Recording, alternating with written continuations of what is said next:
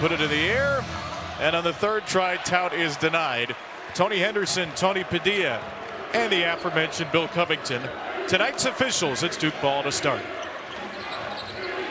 And the Blue Devils get an early touch for Gungba around Tout. Patrick Gungba, the 6'11 sophomore, starts the scoring. And Tout giving away about 4 inches of size when you consider his height compared to Gungba underneath, and Gungba able to use that size advantage to score over the top in the first possession. Notre Dame starting 5, Cole Serta, Braden Shrewsbury, the big shooters. Logan Imes runs the point with Brady Kaler and Carson Tout. Jalen Harrelson, leading scorer and assist man, out for a 3rd straight game with an ankle injury. Oh, that was very close. I believe Dame Sarr went back to his international experience on that one, taking that off the rim as you see the Duke starting 5. Caleb Foster back at the point guard position. Serta had the shot attempt, and Duke is whistled for a turnover on its 2nd possession. Notre Dame just 3-11 in ACC play this year. At the moment, they're 16th in the 18-team league, and only the top 15 make the conference tournament. So they need at least win, if not 2 in their final 4 to make it to Charlotte. Here's Shrewsbury, son of Micah Shrewsbury, the Irish head coach. Shrewsbury and Serta have been defended tightly so far, as we expect they'll be all day. And how about the fact that Jon Scheyer going with Isaiah Evans to take on that matchup as Duke gets the shot clock violation, doing the job defensively. But on the previous possession, watch this shot by Cole Serta. Dame Sarr takes that off the rim. That should be 2 points in favor of the Irish. That ball is still above the basket before Sarr touched it. We know he has international experience before he came to Duke, and it's legal in FIBA rules, but not legal in the NCAA. And Notre Dame cannot challenge that because there's not a whistle on the play. Boozer with a stop on the dish from Gungba. First 4 for the Blue Devils right at the rim. One of the things that Micah Shrewsbury talked to us about is Boozer gets to steal, where he averages 1.8 a game. Major category, so 77% foul shooter. The hope for Micah Shrewsbury today is that they could keep Cameron Boozer out of the paint, try to keep him behind the arc. Unsuccessful so far. Jon Scheyer has taken Duke back to #1. They were there at the end of the season last year. Went into the tournament as the AP #1 team. Of course, lost to Houston in the Final Four. His record as head coach, Corey, 114 wins, only 24 losses. Well, his athletic director, Nina King, was in the building with him earlier today, and I told her, you know, this guy's not too bad, meaning her hire as head coach in Jon Scheyer. Kaler is fouled by Gunn. So a huge loss for the Fighting Irish sitting in street clothes. Micah said they're hoping to have Jalen Harrelson back Saturday. We talked to Jalen. He seems pretty optimistic as well from that ankle, but nobody here expects to see Marcus Burton until next year. Boozer, Gungba with a stop. A couple of Duke dunks for an early 8-2 lead. But Cameron Boozer would not have been wrong for taking that shot, but he gave up a good shot for a great shot. Gungba gets the bucket underneath, but that's what these Blue Devils are about making the right play. Kaler spins out this first 3-point attempt for Notre Dame. Previous one was not recorded because of the shot clock violation. So the Irish 0 for 2. Devils are 3 for 3.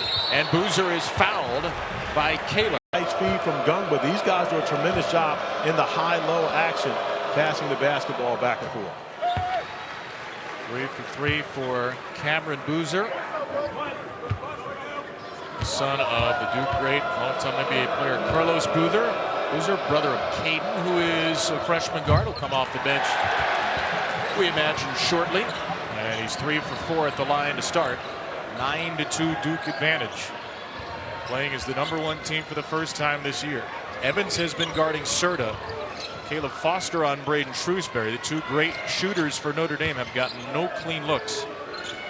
Here's Shrewsbury, try to get space on the Tout screen, and Foster went over it. Kaler, deep shot clock. Tough 2 is good. Kaler's confidence is growing, and he continues to be a young man that can not only play off the bounce, but can shoot the 3 ball, and that technical foul. They might have a problem with 2 points Isaiah Evans scored. But somebody's got to establish the tone for Notre Dame early. Well, on one side and not on the other. Here's Gunba off the inbound. The foul was on Imes as Gunba puts home another 2. He's got 6. Boozer's got 5, and Duke is owning the paint. But such an advantage with Gunba, who has great touch around the rim, his ability to finish over top of the smaller defender in Tau. Boozer knocks it away. It's off of Kaler. And Notre Dame turns it over for the second time. Brady Kaler wanted a challenge, but Micah Shrewsbury doesn't seem interested. Well, Kaler wants Kaler out of the game. Yeah, he wanted a challenge because he knew he was coming out. Garrett Sundra was already on his way to the scorer's table to check in for Kaler. Sundra, who started 16 games, has been off the bench the last couple of months for the most part. And Sundra, who's also high school teammates as well as teammates on the Peach Jam champion TTO team takeover with Patrick Gunba and Darren Harris for the Blue Devils, getting an opportunity to go up against his former teammates here this evening. Gunba had the assist for Foster there. Duke is 5 for 5 from the field and 5 for 6 from the line. And many people are wondering, will there be a hangover for the Blue Devils after that huge win on Saturday? Jon Scheyer treated this as a business trip. They went to Chicago on Sunday. They've been away, did not go back to Durham, and now have not dealt with that distraction. A great time for team bonding and allowing these guys to be focused in on business at hand this evening. Gunba turns it over. If anybody's wondering if there would be a Haynes, tied for 8th most in D1 history. He absolutely has, and I'm surprised Digger hasn't tried to jump over here and broadcast this game like he did to get a heads up on UCLA beforehand. It's the best note we found in the research of the 74 game, which is that in December, UCLA beat NC State, who had won 29 in a row. Digger Phelps was there scouting the game, and somehow, as an active coach, as only Digger could, worked his way onto the broadcast team televising the game and took notes during commercials. And that scouting report would prove prophetic a month later. And we won't call that an unfair advantage because it was a live scout. Sure. And a great job by the Fighting Irish defensively as they get an ovation for getting the shot clock violation against the Blue Devils. So returning the favor. And maybe that can get the Fighting Irish going as they've struggled on the offensive end of the floor going up against this stingy Duke defense. Hey, you know what? UCLA led that game 33-16. They led by 17. So Notre Dame only down 12 here, though. It might be 14.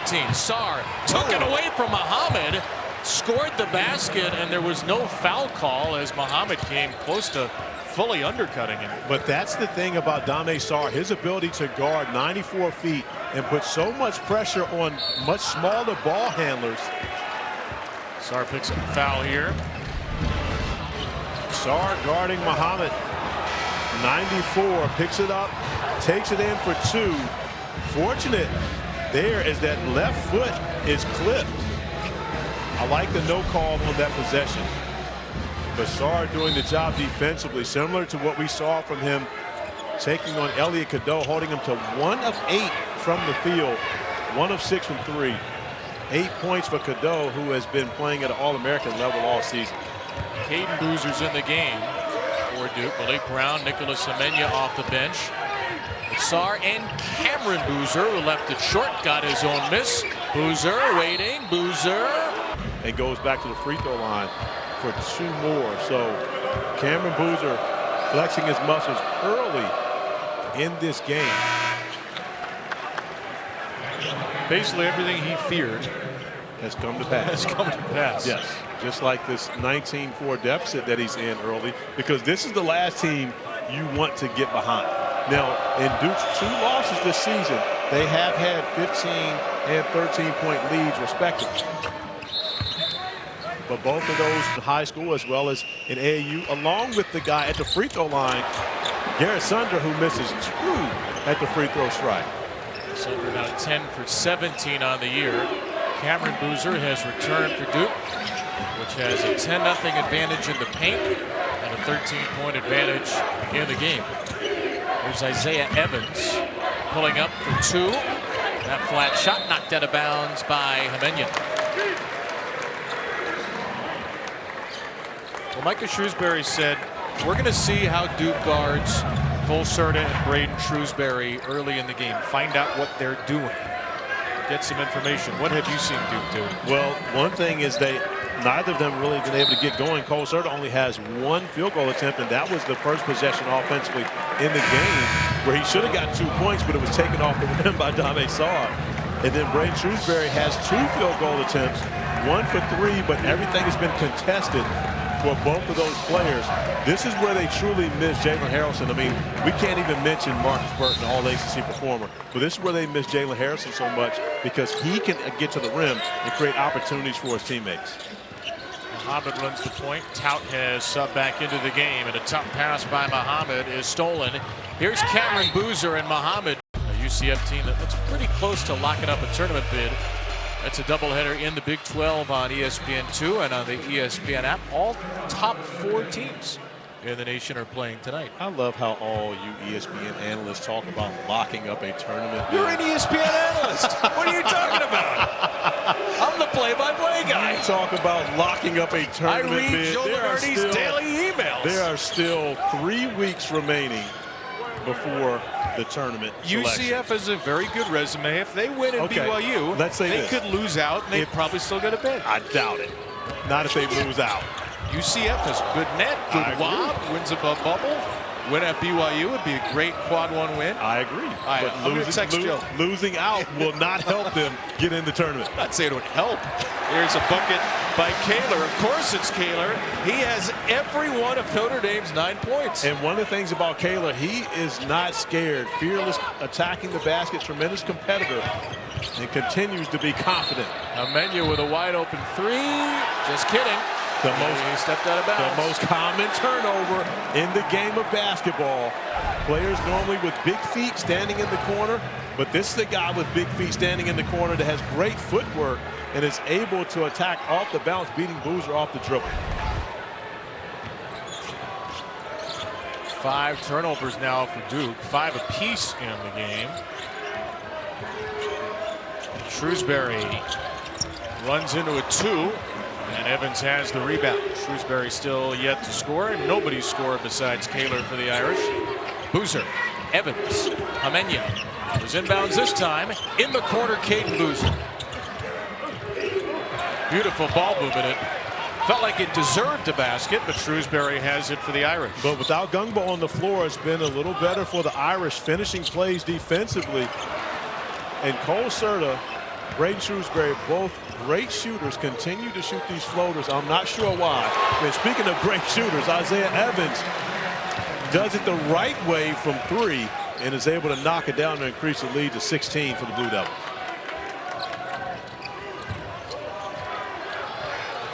Shrewsbury guarded by Caden Boozer. Brown switches on. Now the double team after the hard head. Shrewsbury's in a world of trouble, and Serta bailed him out. Brown comes again, and this time to see the Blue Devils in their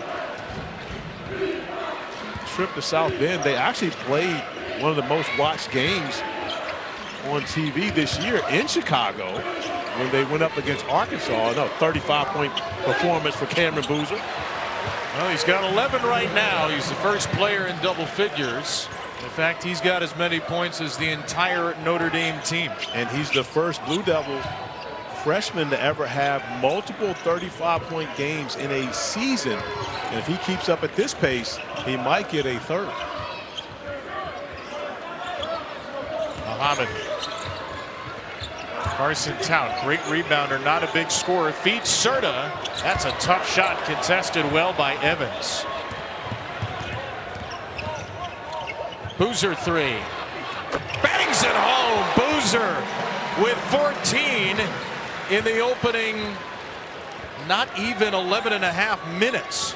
Well, for the record, in case anyone was wondering, it was last year against Notre Dame that Cooper Flagg broke the freshman scoring record in the ACC. Now, the record has since been broken by Michael Brown at Louisville, who scored 45 against NC State earlier this year. As Cole Serta is able to knock down his first bucket of the game. So Serta, who had the free throws, has the first field goal for anybody other than Kaler. Kaler has 9, Serta has 5, and the lead is back to 16 for Duke. Evans with a three. Got it.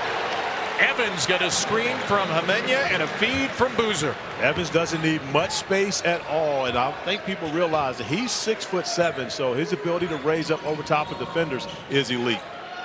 Duke is 4 for 6 from 3. Notre Dame 2 for 8. Serta against Cameron Boozer. Great defender. Serta. Muhammad back to Serta in the corner. That wouldn't go. Tout has the rebound. Missed the dunk. After he might have aided and abetted Hemenya to the ground. Cameron Boozer has had 14 points. First Division I player to do this century. I mean, it's amazing. You're talking about a freshman that was absolutely prepared to play this game from day one. But the way that he goes about his business and continues to be not only coachable, but also learning from his teammates. Had a chance to talk with him and Malik Brown earlier today, and just how he listens to Malik Brown and how Malik has helped him become a better defender. That vision. He set up Foster, who missed, but Boozer's got the rebound. Evans can't connect on the three. So Boozer with his 6th rebound and a couple of offensive boards. Obviously a great basketball teacher, and his dad, Carlos, Cameron, and Caden just uniquely mature for freshmen, which, by the way, we've said about quite a few freshmen at Duke the last couple of years. I'm not sure why you guys continue to give Carlos all the love. CC is the teacher. CC gets a lot of love, too. Absolutely. CC doesn't get enough love. I'm top 16 in the NCAA review. We've said this before. The SEC women's basketball this year, it's pretty much what SEC men's basketball was last year. Very, very true. 35-14, the Duke lead. #1 team in the country here in the men's game. There's Logan Imes. Gungba's back on the floor with those 2 fouls. Shrewsbury just hasn't had an open look from 3 all game. Gets a screen from Tout, feeds Tout, knocked away by Darren Harris. Those of you who have not watched Notre Dame, chime in to this free throw technique. Oh, well, he missed. He was trying to hit the backboard. That's what it's been all season long. He's going off the glass. I've actually had people in the arena say at some point Carson Tout has to start going underhand, which back in the day we used to call granny style. Yes, the Rick Barry. Nobody does it. Somebody should pick it back up. There are not enough great free throw shooters in America. Somebody should just do it. It worked for Rick Barry. It could work again. Patrick Gungba. And that's what Tout does really well. He's the leading active rebounder in the country, over 1,330 career. Nice job defensively by Frost right there, bodying up with Gumba. Logan Imes traveled. He thought he didn't have possession, but Imes will be called for Notre Dame's 6th turnover. Arguing there was a bobble in there. Tony Henderson disagreed. Well, Michael Shrewsbury felt like Imes was smacked across the arm and the call wasn't made. He made that gesture as soon as the whistle was blown. Notre Dame with 6 turnovers and only 4 made field goals. In the zone defensively once again for the Fighting Irish. Sarr just slashes through it. He took some big steps. Not a hard call there for Bill Covington and company.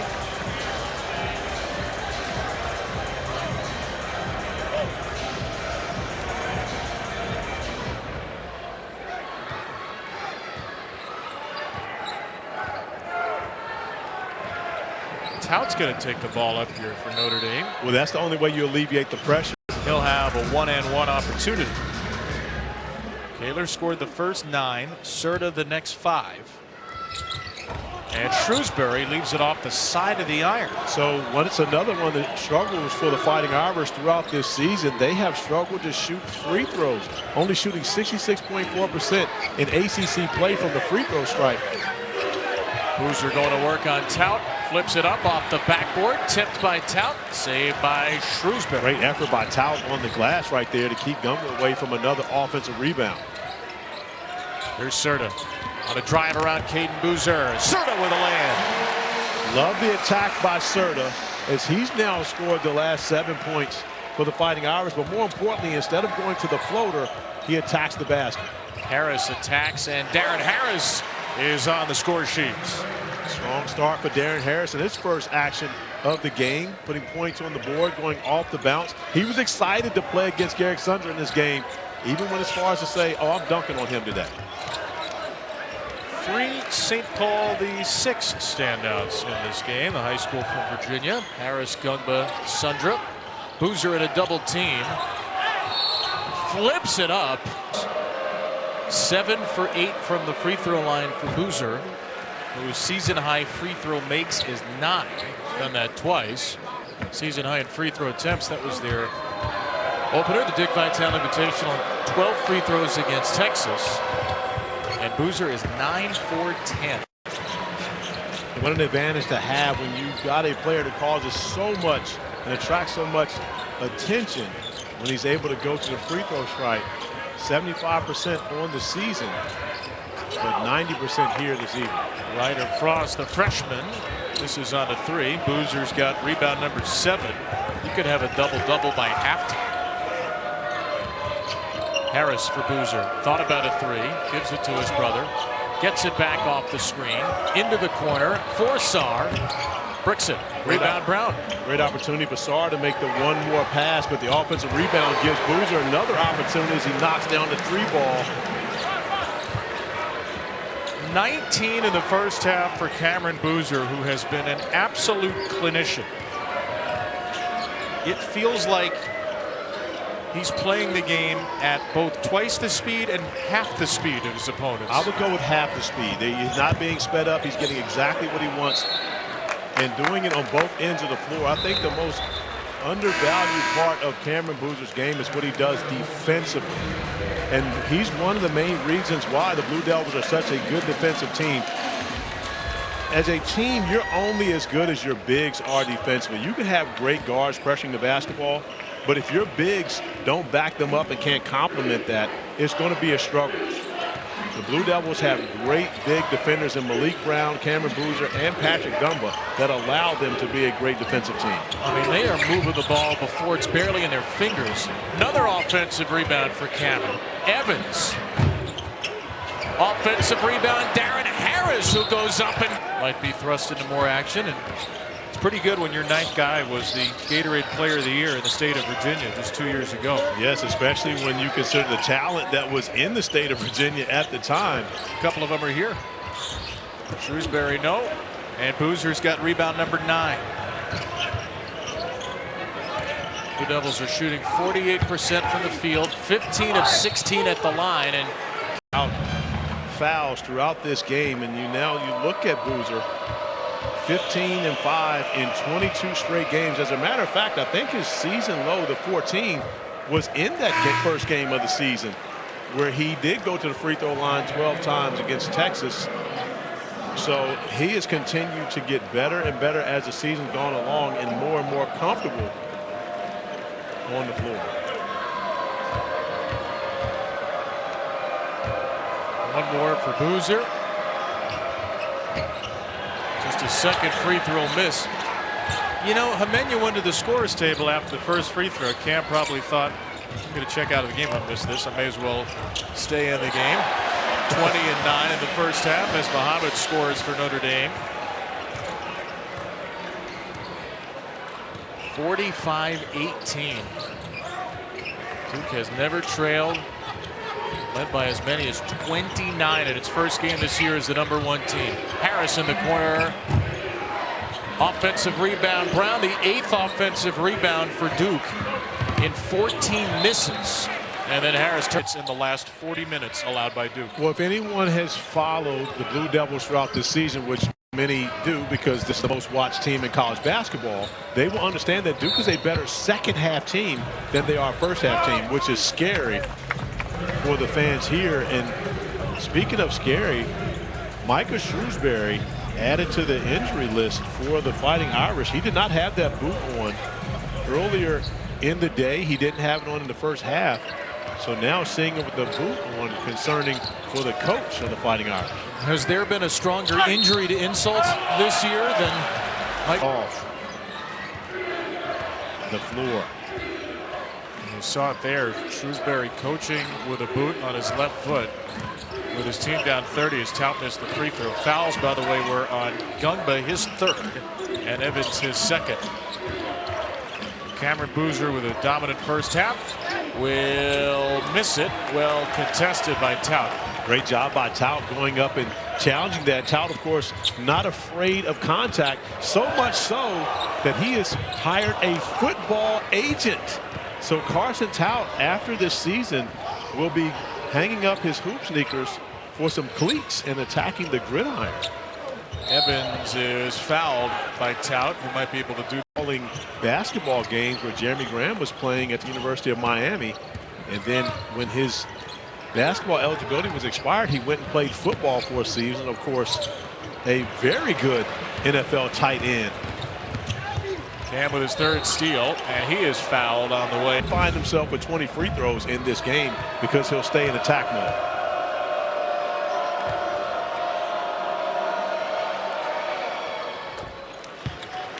Here's the third steal to go at 20 and 10. And just great anticipation, getting out, tipping the basketball to himself.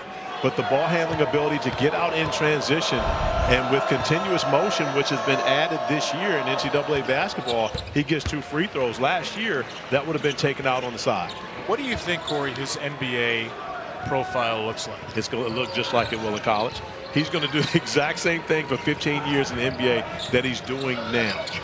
Simply because he's skilled enough to get it done. Logan Imes with a 3 for the Irish.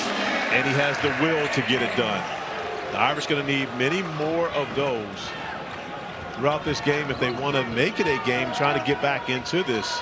But the Blue Devils still leading by 31. Boozer sets up Sorrow at 8 in the first half. Pocket pass Gungba. Evans from Foster will drive it. Gets cut off.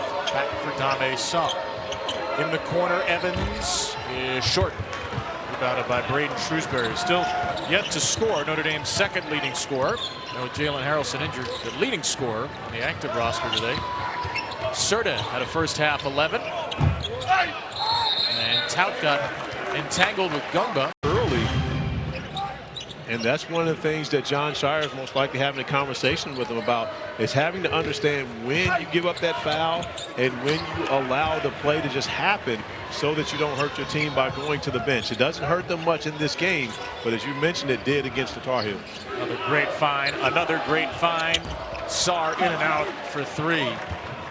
Duke's ball movement has been about as crisp as you've ever hoped for tonight. But look at that. Malik Brown hedging at half court as Carson Tout is favoring his left leg. But the defensive effort for the Blue Devils just absolutely does not stop. A ball screen at half court and Malik Brown jumping out.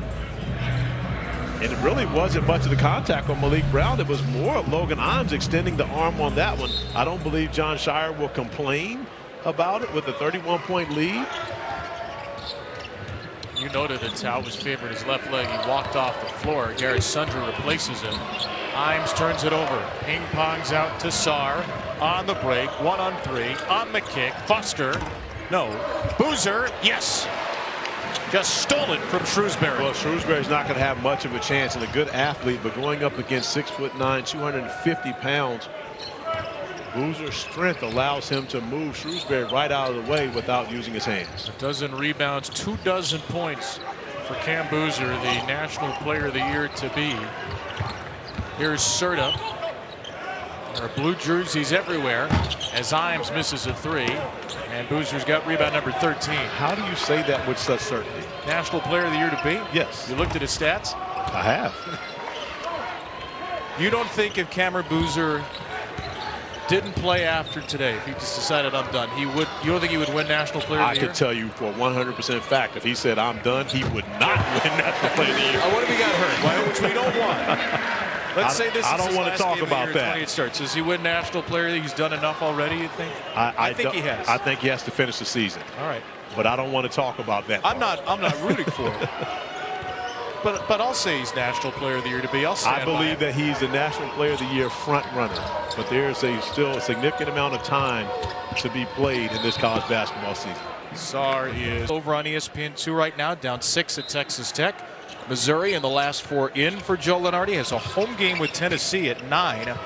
on SEC Network, and Auburn goes to Oklahoma. USC plays UCLA tonight. New Mexico's at Nevada. Jam-packed night of college basketball, especially where those razor-thin margins score on the bubble. Yes, it's about that time where you start talking all kinds of bubble talk, and you ESPN analysts and play-by-plays also start talking about who's locked in and who needs this win, as if that's going to help anyone. We got an answer from Joe Lunardi, by the way. He said UCF can lose out and make the tournament as long as they don't have a bad loss in the Big 12 tournament. If they win tonight at BYU. So therefore, Carson Towns scoops it up and in. If they lose out, that means they would have a bad loss in the Big 12 tournament, well, which means that they wouldn't make it. It depends if they would be in the first round, depending on what the other teams in the Big 12 do. If they make it to the second round, then Joe's saying they get in this hypothetical we've made up. But in this hypothetical, if they lose out, do you think that helps them bend the same year for the SEC that we saw a season ago? But the depth of that conference is so strong. And when you think about the Big 12, which is very top-heavy, the ACC is as well. The depth of the SEC is part of the reason why that conference is so strong this year. Armenia, who missed the second free throw, then scored again as a big possession at 66-32 Duke. And another great find by Malik Brown at the top of the key. Shrewsbury has still yet to score. And here's Cameron Boozer, 24-13, 2 assists, 3 steals. Brown will shoot a 3 and miss it. And Shrewsbury tracks down the rebound. Oh, Brown came out of nowhere, Corey, to smother the 3. And that's what he does. But Hemenia looking to the bench, asking for a sub, or either that or he was saying, my fault. Not sure. He looked over at John Shire, patting his chest. Caden Boozer, soft touch. Nice job by Caden Boozer, recognizing the defender, closing out, able to get to the rim. Showing off that nice touch, as you mentioned. We're really nitpicking here when I asked this question. Duke's up 36, but we asked John Shire today about his team, and he said, I think we still have a lot of room to grow offensively. Now, tonight, they're absolutely rolling as Muhammad scores. Is Caden Boozer scoring a little more? Is that where Duke can get better offensively? And if not, where else do you think they can grow? I believe it's Caden Boozer, it's Caleb Foster, and there are a number of guys. Darren Harris has given them good minutes here this evening. And then you can continue to develop as an offensive player. You know, shooting has been a concern for the Blue Devils as Darren Harris lines one up, unable to get it to go. But shooting is a concern for this team. When they go up against good defensive teams, they're going to have other players step up. This is not a great three-point shooting team for the Blue Devils, so they have to get the job done defensively, oftentimes when their offense struggles. 142nd in the country, about middle of the pack, 35%. Muhammad with an air ball. Boozer spots a running Harris, who spins into Shrewsbury. And